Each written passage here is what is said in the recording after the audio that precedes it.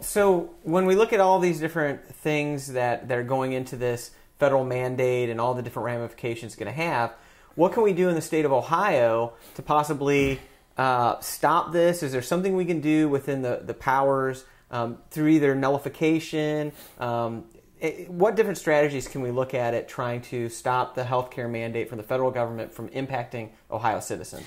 Sure. Well, that is the goal. The goal is to stop the mandate, because if Congress can regulate you and force you to purchase a commercial product, well, it could just as easily force you to purchase a gym membership. It could force vegetarians to purchase and eat red meat if they decide that red meat is good for you. But not only that, but it could prescribe the source from which you may purchase this red meat. So we have a lot of concerns about this, and we do want to stop the mandate for that reason. We want a favorable Commerce Clause decision here. There will be challenges to this Commerce Clause authority. And the Supreme Court in recent years has kind of taken a two-step approach to Commerce Clause jurisprudence. One is the activity commerce, and does otherwise satisfy Commerce Clause concerns.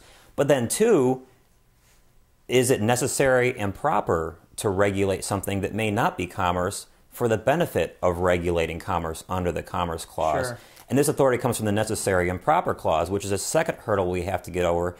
And that's really where the state sovereignty in healthcare amendment would come into play.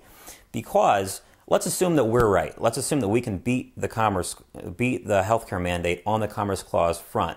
The court can still then say, well, you can't regulate this under the Commerce Clause, but it is necessary and proper to the Commerce Clause to mandate health insurance.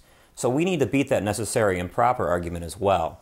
And what the Supreme Court has said is that regulations that commandeer state sovereignty are not proper. Okay. Therefore, they fail the necessary and proper test. So if Ohio has a constitutional amendment or provision in place that explicitly prohibits the government from forcing you to purchase a commercial product, be it health insurance or something else, then Congress's regulation flies in the face of state sovereignty, and there's a substantially greater likelihood that it fails the test necessary under the Commerce Clause. So it's really the idea of hoping that sort of the state sovereignty issue would trump these other arguments for the healthcare mandate, and say, well, you know, it's part of the state of Ohio's Constitution, therefore that's not proper, and that's not going to happen. So. That's right. At that point, it essentially becomes a 10th Amendment issue where the rights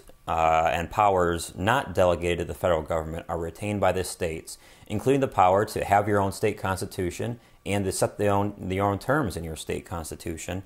And it also becomes an issue of federal statute versus state constitution. And there are many scholars who believe that the court has at least implicitly indicated, though not explicitly, that state constitutions can trump federal statutes when the two conflict. Okay.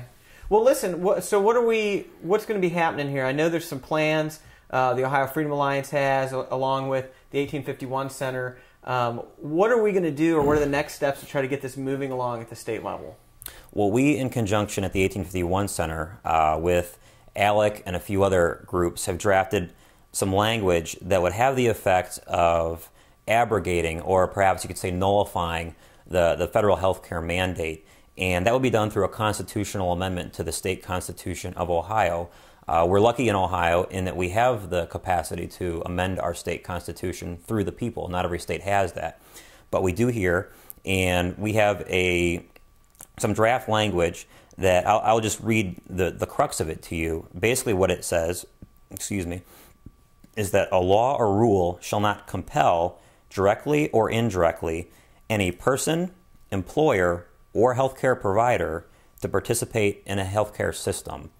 And we feel as though that language, with its accompanying definitions, if inserted into the state constitution, would at least set up an extremely genuine constitutional controversy, if not actually defeat the mandate. Sure.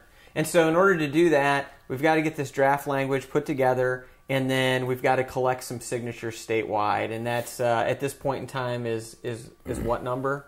It's a pretty significant number. The process basically is this. You have to draft the language. You have to get 1,000 valid signatures to submit it Sure. to the Secretary of State and Attorney General.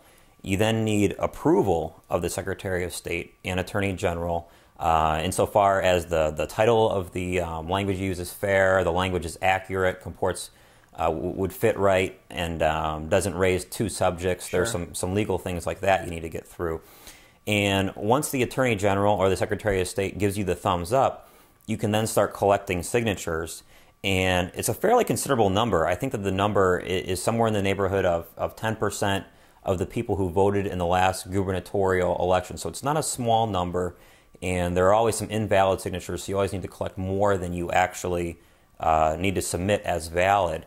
And there are different time frames depending upon when you would want this to be on the ballot. So yeah, we've got to essentially get this accomplished before it's a few months before November, sometime in the summer of 2010, I believe. Correct? If you wanted it to be on the November 2010 ballot, that's right. You would have to collect the signatures and have them submitted a few months before that time. Okay. Well, this all sounds really interesting. I know there's some other states that are working in this direction. Do you have any last comments that you want to make, either about the 1851 Center? I know you've got a new website at ohioconstitution.org. Right. Anything else you want to mention about what you guys are doing, or what maybe even just the grassroots in Ohio can begin to do to prepare for this? Well, I think that the biggest thing to probably think about is that the freedom movement in Ohio has to have many layers to be effective, and it has to have a division of labor. And my job is essentially to litigate issues and to draft things like this. But of course, my organization can't pick these up and circulate the petitions. Sure. And necessarily get 220,000 signatures. And that's where the importance of the Tea Party movement, the Ohio Liberty Council, the Ohio Freedom Alliance, and other groups like that really comes in, is to not only get the language right, but then to mobilize people. Sure. In order to effectuate change. And what this really is all about, what I do and what you do, is really going around the political elites, circumventing them, circumventing the politicians to create public policy that favors freedom. We found we've had trouble getting that result through politicians, and this case presents a unique opportunity to go around the politicians to do what they won't do for us. All right. Well, thanks. Thanks for coming out. Thanks for explaining some of this stuff to us. We can understand a little bit more about some strategies and some things that we can do, how the state of Ohio can kind of take some of the power back. And just want to thank you for watching. Again, this has been Maurice Thompson, and I'm Jason Rink with the Ohio Freedom Alliance.